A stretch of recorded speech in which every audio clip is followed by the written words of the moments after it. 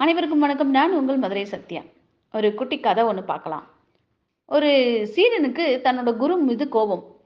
ஒரு நேரத்துல ஒன்றை மட்டும் சொல்லித் தராரு. ஒன்றுக்கும் மேற்பட்ட விஷயங்கள சொல்லித் தர மாட்டேங்கிறாரு குரு அப்படின்றதுல வருத்தமா இருந்தான்.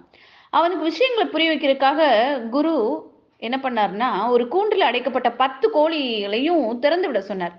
சீடனும் திறந்து விட்டான். இப்போ திறந்து விட்ட அந்த 10 கோழிகளையும் பிடிக்க சொன்னார். 10ம் 10 திசையில ஓடின.